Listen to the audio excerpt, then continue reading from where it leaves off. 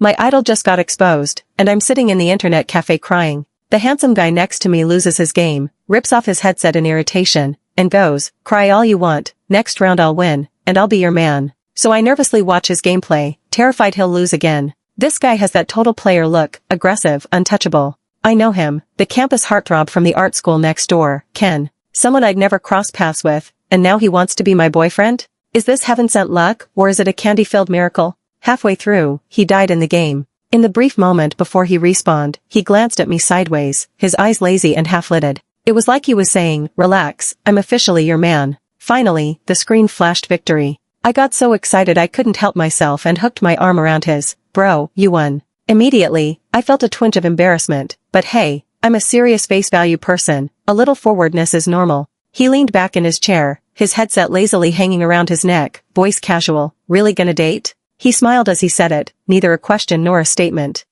Wasn't that your idea?" I stammered, trying to sound timid, though inside I was ready to scream. Before I could finish, 4 men in suits appeared behind him, bodyguard vibes. The leader gave a slight nod. "Ken, playtime's over. Come with me." What the heck? This whole scene looked like a CEO snatching his reluctant wife back home. I couldn't help sneaking a glance at the guy next to me, insanely handsome, though his brow was furrowed in mild impatience. He tilted his head, met my eyes for half a second, and then the corner of his mouth twitched up. "Do I have to control every word you say to your boyfriend?" I blinked, and before I knew it, he'd taken my hand. Warm, tingly, sending a jolt straight to my heart. The bodyguard froze for a moment. Of course not." Ken said nothing, just led me away. Standing at the street corner, my thoughts slowly came back. My idol's scandal, and it somehow gave me a boyfriend? "Thank you, idol." Ken let go of my hand, pulled a cigarette to his mouth, tilted his head to light it. Smoke drifted from the back of his pale, cold hand, his rogue charm barely contained. "Cry that much over a breakup?" he asked.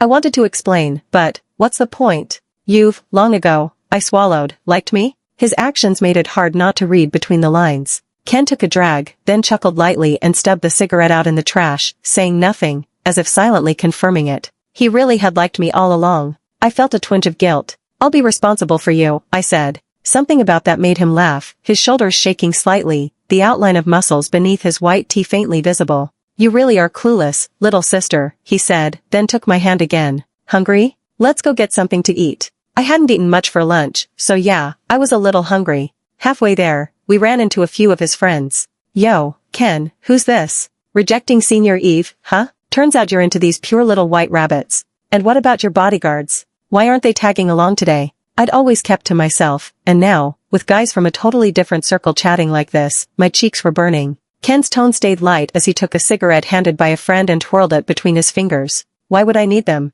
Look at us holding hands, still." He didn't finish before I lightly smacked his shoulder out of embarrassment. I could already guess what he was about to say, so I shot him a glare. Ken raised an eyebrow and gave me a teasing, unreadable smile. The guys across from us started hooting and joking. When did Ken become a husband-controlled guy? Ken didn't linger. He laughed and mocked them under his breath, then tugged me along as we walked away. We stopped by a dessert shop. I'm a total sugar addict. I took a bite of a waffle and sneaked a glance at him, only to lock eyes. He barely seemed to have eaten anything. I flusteredly lowered my gaze, and a few seconds later, a soft, barely audible chuckle whispered in my ear. "You're still blushing," his voice cool, laced with amusement, sending shivers down my spine. I wiped my hands nervously. "Why are you staring at me all the time? Looking at my girlfriend, what's wrong with that?" My cheeks flushed even more. I tried to shift the topic. "Why do those bodyguards always follow you around?" He stirred his coffee lazily. A few seconds later, he looked up at me, casual yet mysterious, as if plotting something. "To be honest, little sister,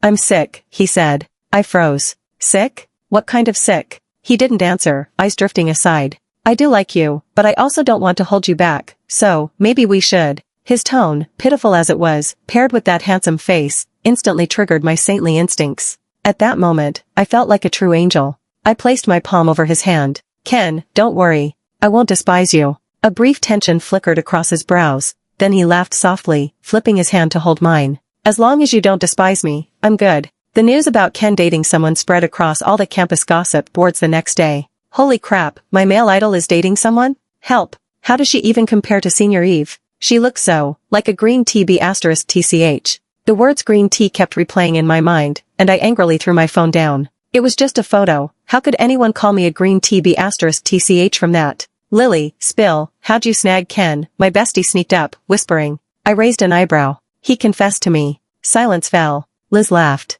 Are you kidding me? Ken just rejected the neighboring campus beauty and then confessed to you. She quickly switched to a fawning smile. Give me the details, introduce me to his friends, you know, don't let good resources go to outsiders. I gave her a perfunctory reply and headed straight for Ken. At the basketball court seats, I looked down and saw it packed with girls. And outside, 4 bodyguards standing watch. Ken, your girlfriend's here, someone called out. I glanced in that direction. He was in a black t-shirt and gray sweatpants, his sharp features tense, a towel in hand wiping sweat. Tall, broad-shouldered, every muscle along his neck and shoulders visible as he walked toward me. What's up? His tone casual. I lowered my head, thinking, they call me a green tea BTCH? Fine, I'll show them green tea * without a second thought. I threw my arms around him. A few guys nearby laughed at the scene, enjoying the chaos, and one girl in the stand stood up and walked away. His waist was solid and firm, my ears flushed pink, heart racing, and I tilted my head up, catching sight of his slowly dipping Adam's apple. Ken looked down, palms resting lightly on my waist.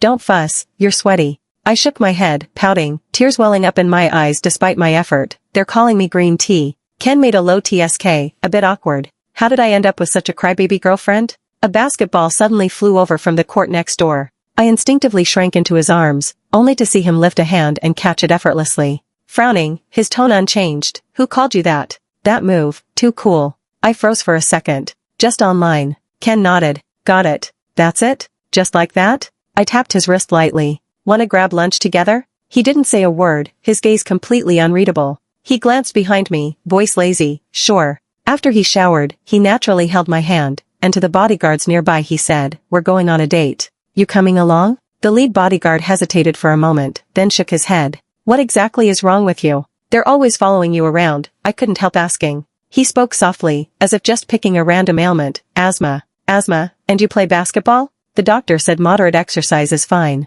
Okay, fair enough. I stopped asking and fiddled with his knuckles. His hands were really something, veins standing out along the back, disappearing under the black watch. I quietly threaded my fingers through his, intertwining them. Wanna go see a movie this afternoon? Busy. No time. He sipped his water, flatly rejecting me. This guy really does seem cold most of the time. But didn't you say we were going on a date? I felt a little disappointed and quite hurt. Everything reminded me that I'd liked him even before he knew me. Ken paused, his fingers tensing. I scooted closer to him, voice sharp. No crying. I sniffled, acting a bit like a spoiled little girlfriend. So, are we going or not? Ken didn't say anything, just shot me a helpless look. A few seconds later, he pulled up his phone and showed me the movie tickets he'd bought. Let's go, Your Majesty. At the theater, kids were running around everywhere. Ken frowned and immediately booked a private couple screening room. With his asthma, it was understandable that he preferred a quiet, enclosed space without too many people. I didn't pay much attention to the movie. It was an artsy film, but my mind was elsewhere.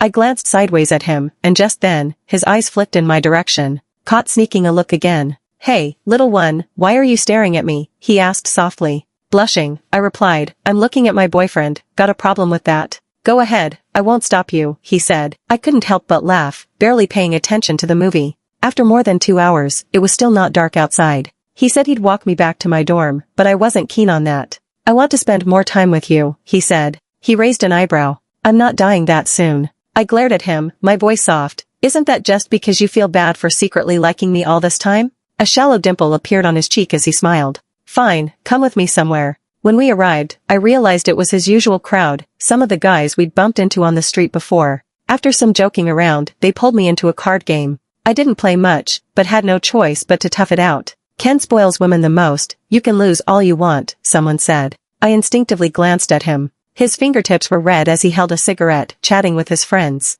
I dropped my gaze and focused on the cards. After only a few rounds, one of his friends grinned mischievously. Ken, you're losing fast, haha. I had no idea what was happening, but my card luck was awful. Then, a shadow fell over me. He leaned on the edge of the table, his voice cool and calm, inching into my ear. Play this card. I obediently followed his instruction. Strangely enough, I won this round, and it felt surprisingly easy. Mess with my girl when I'm not around, huh? Ken scoffed, immediately sparring with his friend. The friend seemed to indirectly admit it and muttered something awkwardly, and the game continued. I found an excuse to go to the bathroom. But when I came back, there was a new girl in the room, probably the Eve everyone had been talking about. She stood next to him, saying something I couldn't quite hear, her eyes slightly red at the corners. Ken, meanwhile, had a cigarette dangling from his mouth, casually shuffling cards as if she weren't even there. Cold, indifferent, effortless. The senior finally felt embarrassed, spun around, and started to leave. Passing by me, her steps faltered. Even with the music, not too loud, not too soft, I heard her words clearly. He's just playing around. Don't get cocky. All the way home, that phrase, just playing around, kept replaying in my mind. Ken drove, me in the passenger seat, seatbelt fastened. I wanted to ask something but felt it wasn't right to let someone else's words cast doubt on what we had. Have you ever had a girlfriend? I asked. His hand rested lightly on the steering wheel, side profile sharp and smooth, voice calm. Yeah, you're the only one. I didn't buy it. No way. You're already a sophomore, and so many girls like you. Does liking someone mean you have to say yes? He asked. Well, that made some sense. I was about to argue when his voice came again. How did you know I'm your senior? At a red light, he lazily turned his head toward me, a playful glint in his eyes. Caught off guard, I stammered, I just searched on the school forum. If you don't believe me, look up Lily. You'll even find that I'm a freshman. A brief silence. He averted his gaze and muttered my name under his breath. Lily? Pretty unique. Just then, someone honked nearby, and I didn't catch it. What did you say? Say you're clueless. That's not how you talk about your girlfriend. We'd already arrived at the school gate when he stopped the car, his gaze unreadable. So fierce, huh? I felt a little overwhelmed by the mix of seriousness and gentleness in his eyes, and nodded. Very fierce, unless you kiss. My words caught. Sure, I'm straightforward, but that felt a little too fast. Unless what? Ken teased patiently. I averted my eyes and reached to unbuckle my seatbelt. Because my head was down, the belt snapped right against my face. So embarrassing. The next moment, my face was gently turned toward him, and I was met with those deep, dark eyes.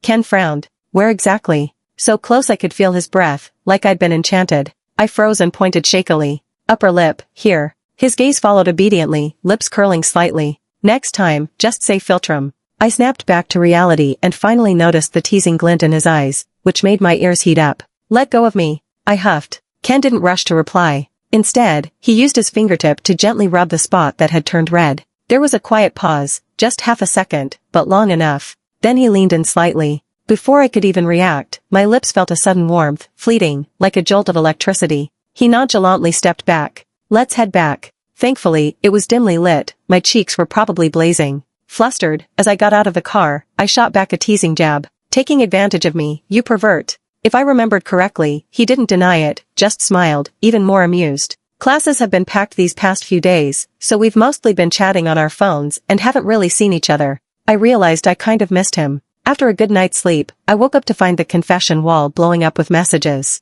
That day, when I got out of his car, some students from our school had seen me, and the comments below were calling me a green tea. But under that comment, Ken had replied, stop it. Now I gotta calm her down again. I stared blankly. My roommates, seeing me awake, freaked out like lunatics. Gentle and cocky at the same time. Lily, did you save the world in your past life? No, it must have been the entire galaxy. I curved my lips into a small smile and opened Ken's chat, asking what he was up to. His reply came instantly, in jail. The message felt sharp, almost biting. He was probably in class already, with a bodyguard likely posted at the door. I quickly typed back a line thanking him for backing me up online. Class was about to start, so I hurriedly washed up and headed to the classroom. I only had one class in the morning, and when it ended, I immediately sensed a stir around me, girls whispering and gasping in surprise. My roommate tugged on my sleeve, and I followed her finger to look. Ken was standing outside the hallway, tall and sharp-featured, casually watching me. When did he even get there? My heart skipped a beat.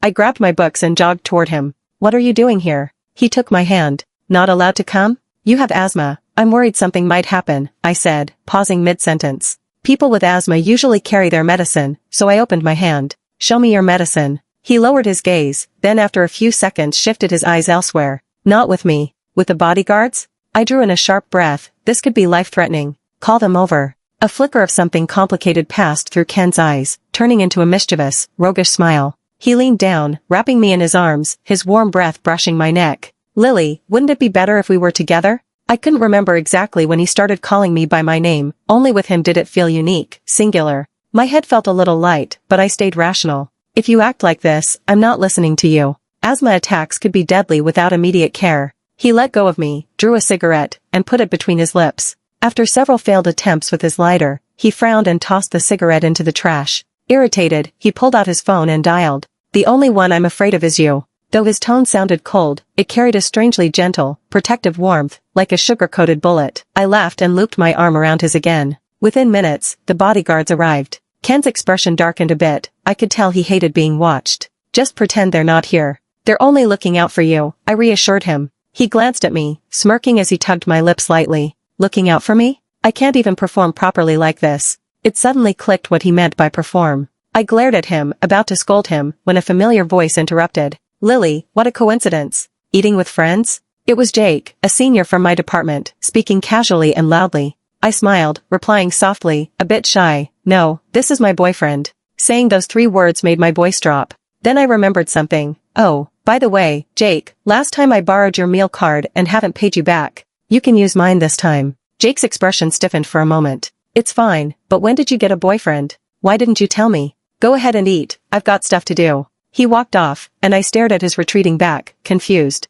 His tone had sounded like we were really close. Throughout the meal, Ken didn't say much. I wanted to speak a few times, but every time I sensed the watchful eyes of his bodyguards behind him, I forced myself to stay quiet. By the time we reached the dorm building, I was about to say goodbye. Ken grabbed my wrist. That guy likes you? He meant Jake. I shook my head. What's wrong with you? Ken lifted his eyelids lazily, voice calm, nothing. I didn't respond, my eyes drifting to his bodyguards trailing behind. I felt a strange pang of concern. Ken, because of your asthma, are there a lot of things you can't do? He paused slightly while holding his cigarette, then nodded silently. I muttered, that must get boring. Then my eyes lit up. Those drawings in your social feed, you did those? Ken shot me a look that said, of course I did, tilted his head, and lit his cigarette. Smoke curling, his dark eyes narrowed slightly. What are you trying to say? I shook my head. Nothing, and snuggled up to him as if no one else existed. He didn't resist, he just shifted the hand holding his cigarette slightly. I'm not exactly moral.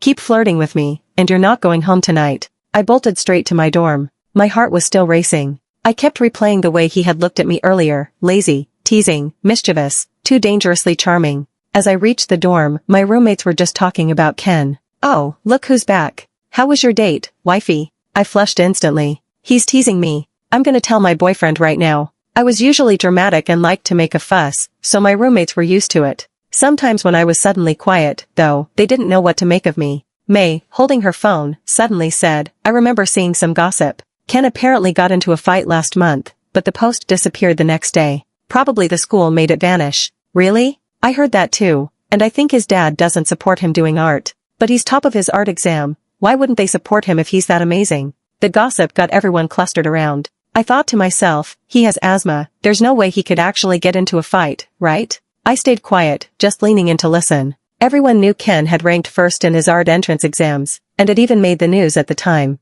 But that his family didn't support him pursuing art? I'd never heard that, and honestly, it seemed impossible. For days, I kept studying the drawings he posted on social media, even pestering him to show me the originals. At first, he refused. I persisted, following him to school, using my softest, most coaxing tone. Please, brother, I really think your art is amazing. I just want to take a closer look. Ken leaned casually against the wall, neither agreeing nor outright refusing, a smirk tugging at his lips. Pouting won't work. He wasn't falling for it. Fine, then I'll go pester someone else. I spoke, and Ken's eyes darkened. You dare. I raised an eyebrow. Only if you take me to see it. A few seconds of silence. His gaze was calm, unreadable. You really think it's that good? I nodded. Of course. My boyfriend ranked first in his art entrance exams. Proud tone, our eyes locked. His pupils were dark, half-lidded as he looked at me. I could almost see a tiny reflection of myself in them. After a moment, he smirked, his expression returning to that teasing, cocky demeanor. Fine, but only if you call me that one more time.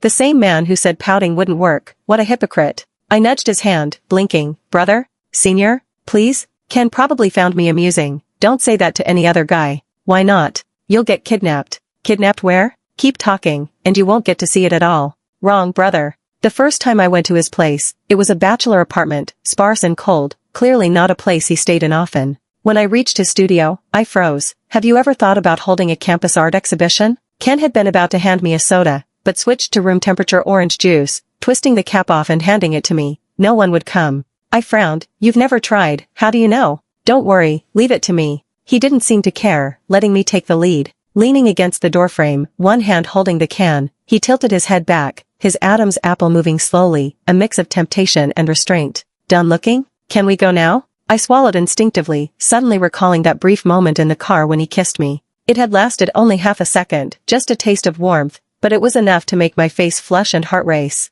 I kept my gaze steady. Let's go. Then I asked, can I take some back to my dorm? Ken shrugged, thinking of changing your major? Take them all. The smile on my lips faded. It was obvious he loved his art. Why the sudden change? He smiled casually. If I feel like changing, then I change.